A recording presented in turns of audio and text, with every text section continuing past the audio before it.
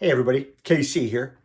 So anybody who's been paying attention on Morning Newsbeat for any length of time knows of my passion for the Pacific Northwest, specifically Seattle, and most specifically Portland. Right, my home away from home, and but clearly Portland has been, has had a tough year in terms of things like, first of all, the pandemic, which everybody had, but then civil unrest, political unrest, and wildfires.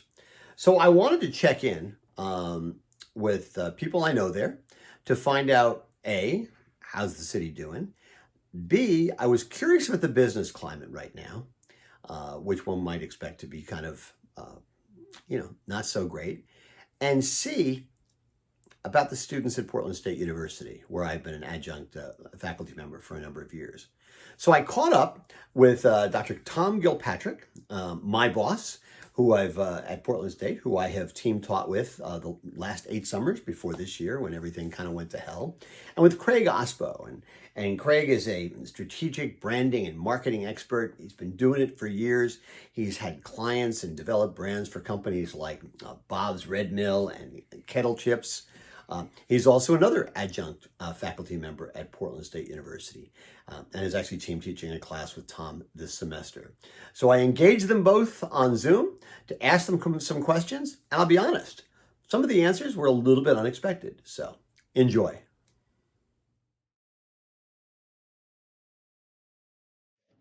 Craig, Tom, welcome to Morning Newsbeat. Great to see you guys. I miss seeing you in person. Me too.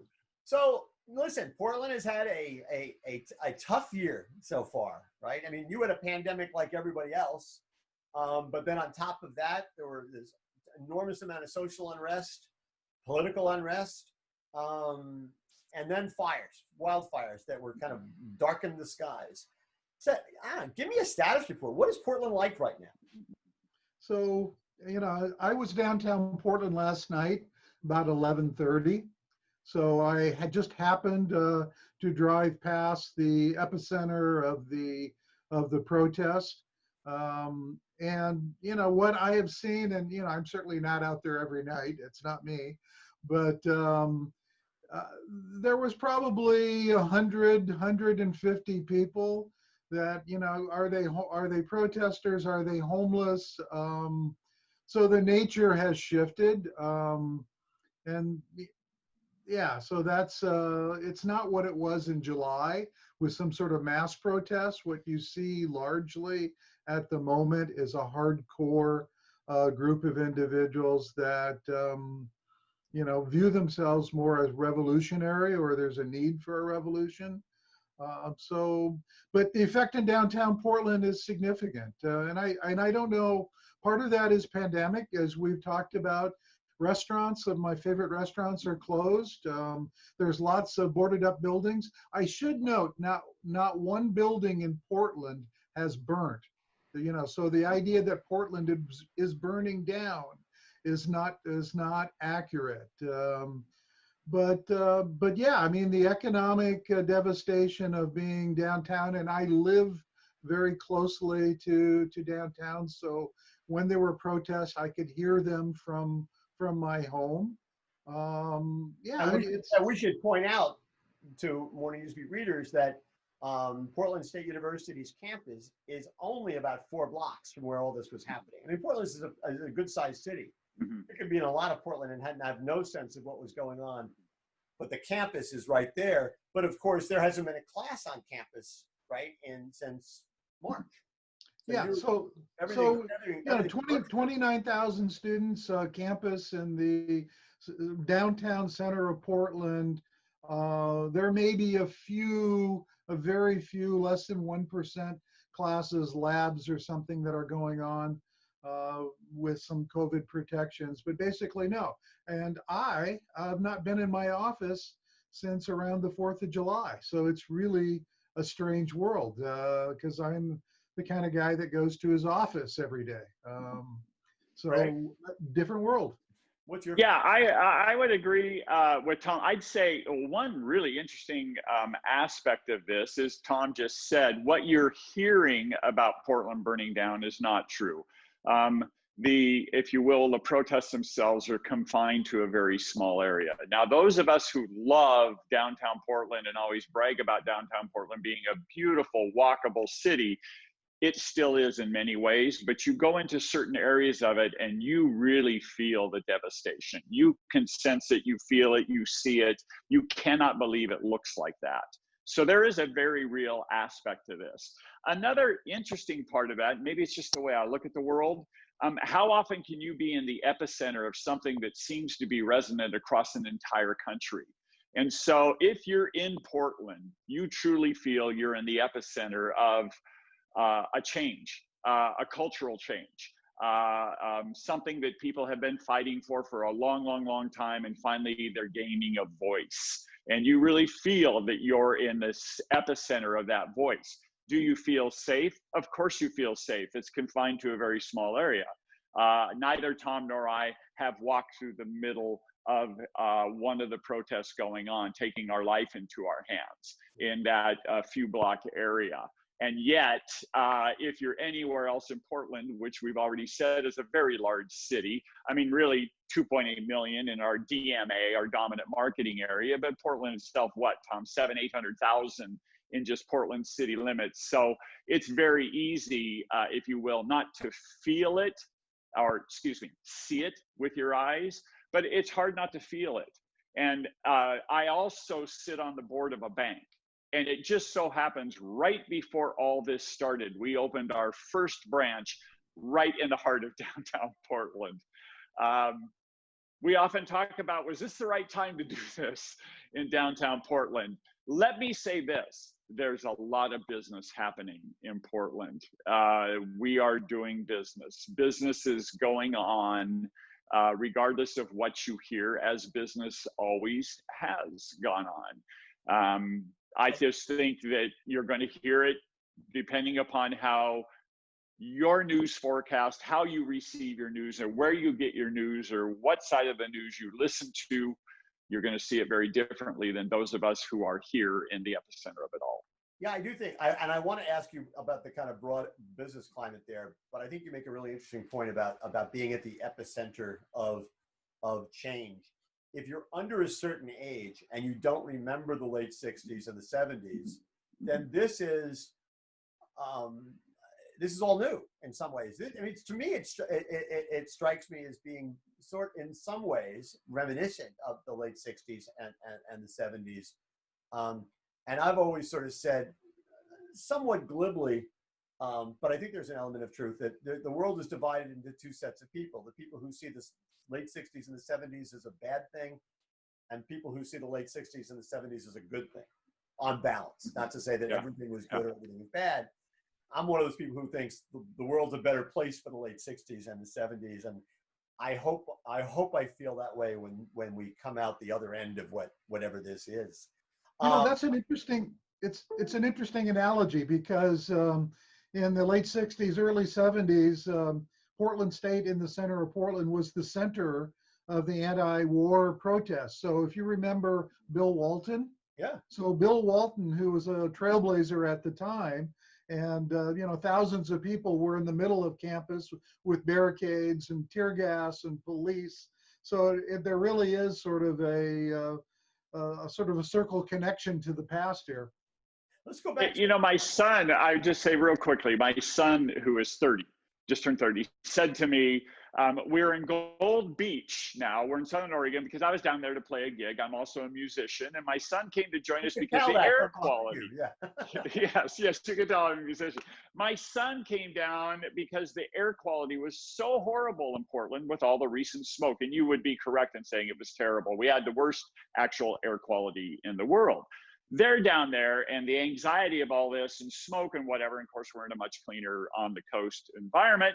And he said, have you ever felt any more anxiety than this? And in unison, I go, oh my God, yes, the Vietnam War. I mean, in unison, said the same thing. You should have been there when. Let me explain.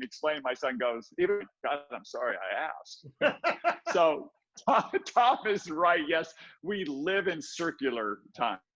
So tell me about the business climate. Craig, you started to talk about business is taking place. especially on the food industry, both on the retail and the supplier side. Is there a sense of progress being made? Is it largely people treading water, waiting for the end of all this? Mm-hmm. Either one. Tom, you want to go first? Or you want me to go? Well, go ahead, Craig.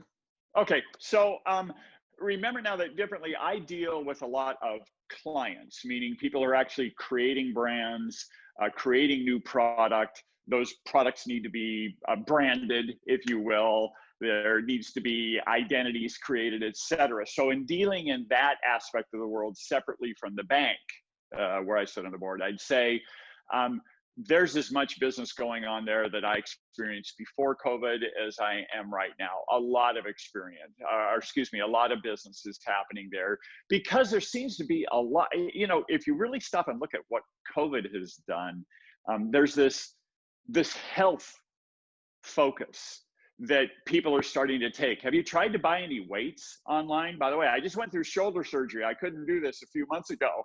But I can't buy a 1, 2, or 3 pound weight anywhere because everybody's try and buy a kettlebell on Amazon. It's you wait 8 weeks. I just did this. So yeah, I know exactly what you mean. Or try buying a bicycle. Try getting a bicycle. Or actually, I was at REI this summer, and since I'm here, I thought, well, heck, I'm going to do some camping and hiking, and the shelves were empty. Yeah, it's amazing what's selling and what's happening and what new products are out there. So what this has done has taken a lot of people. Here's part of it. A lot of people who had another job who no longer have that job have said, I've always wanted to start this business. And I can't believe how many of them are in the food and beverage. And remember, in my world, it's natural, organic, sustainable products. That's what I grew up in. That's what I focus on. So I'm seeing a tremendous amount of growth and growth opportunities there, both in the health related, in the vegan related, in the vegetarian related, or the flexitarian related, et cetera. At the bank, it's far more commercial and it's growing. It's growing. There are opportunities out there. Give me an example of one product that you've seen that has, or that is in the process of being started from somebody who kind of lost their job because of all this and is sort of bouncing back by creating something in the food and beverage space. Can you give me an example of one? Vegan bacon that'll blow your socks off. You swear to God you're eating pork. Really? Is it on the market? Yeah. No.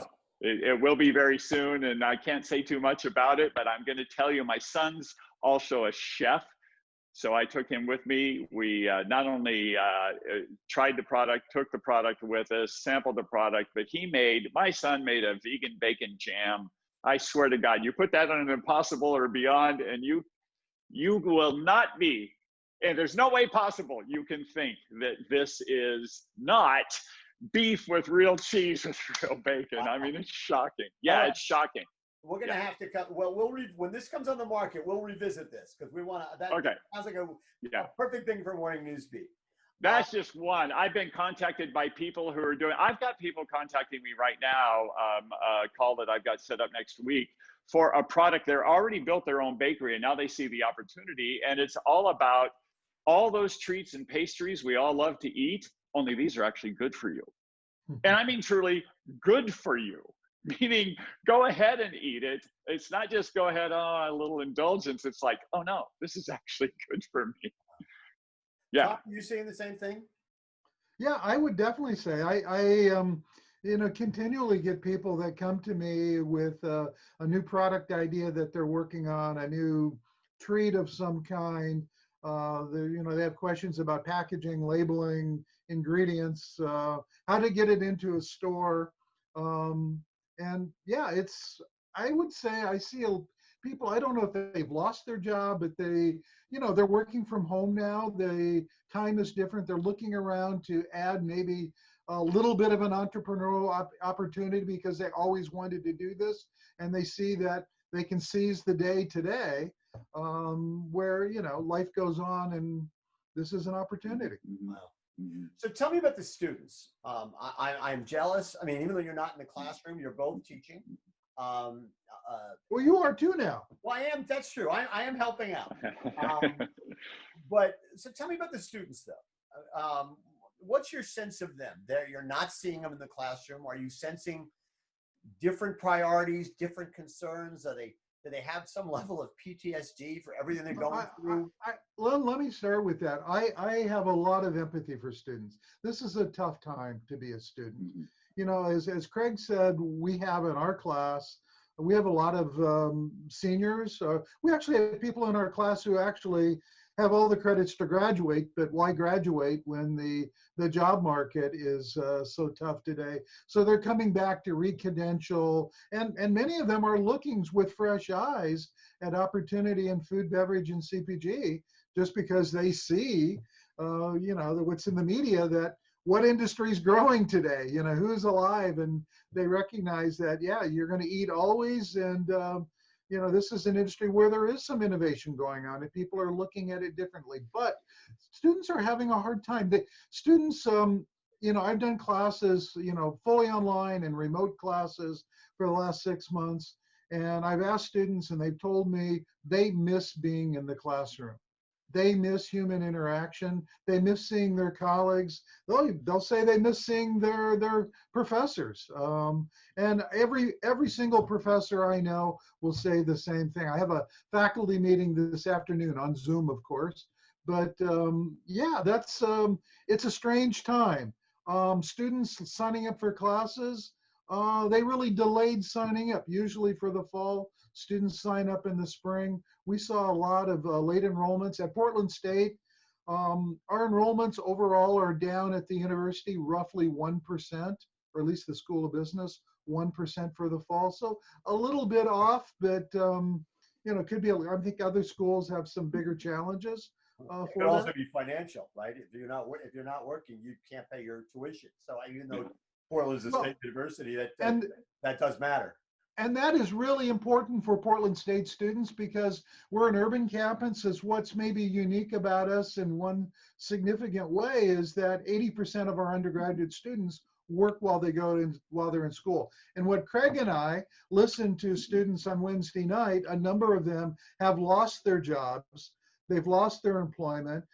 Some of them said, well, I delayed signing up, just as you alluded to, Kevin, because I don't have a job. And you know, first I was looking around to replace my income.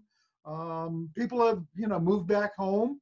And when that's another factor. I have students now that, you know, we're traditionally on campus and now we're on Zoom, and I look in their backdrop and they're in San Diego or Hawaii or, you know, some other locale. So that changes the dynamic.